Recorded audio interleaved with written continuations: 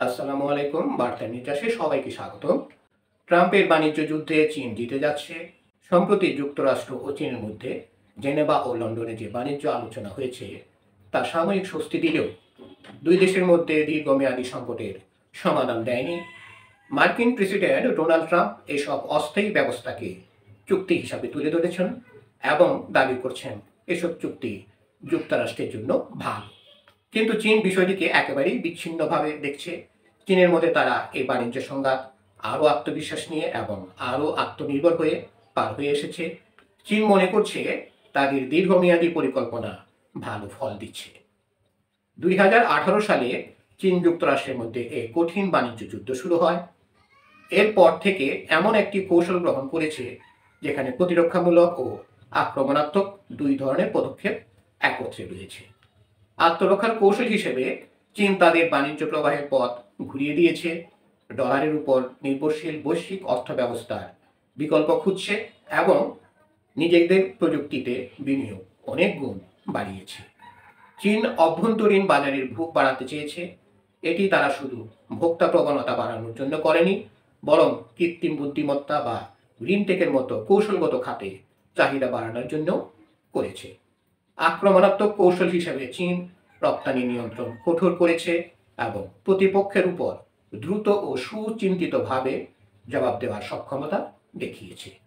ট্রাম্পের দ্বিতীয় দফার প্রশাসন যখন নতুন করে শুল্ক আরোপের হুমকি দেয় বা বার্তা কার্যকর করে, চীন তখন সঙ্গে সঙ্গে প্রতিক্রিয়া দেখিয়েছে, কঠিন অবস্থান নিয়েছে এবং কখনোই ভয় পায়নি।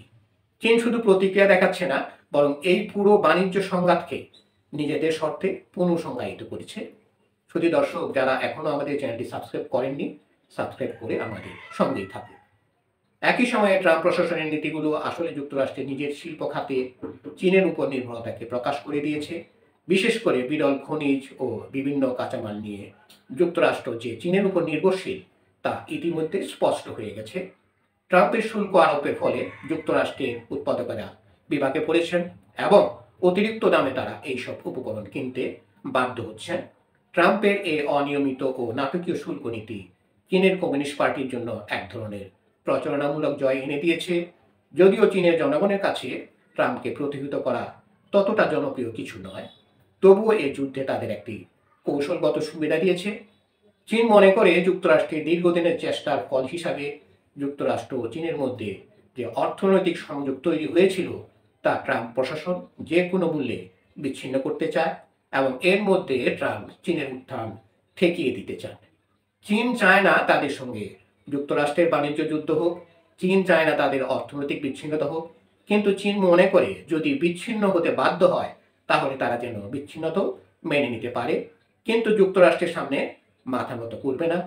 চীন মনে করে ট্রাম্প যে বাণিজ্য যুদ্ধ শুরু করেছেন সেই যুদ্ধে যুক্তরাষ্ট্র হেরে যাবে।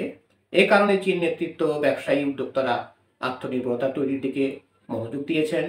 এক্ষেত্রে সবচেয়ে গুরুত্বপূর্ণ হলো যুক্তরাষ্ট্রের বাজার ও প্রযুক্তির উপর নির্ভরতা কমানো। ধন্যবাদ সবাইকে আমাদের সাথে থাকার জন্য। যারা এখনো আমাদের চ্যানেলটি সাবস্ক্রাইব করেননি, সাবস্ক্রাইব করে আমাদের সাথেই থাকুন।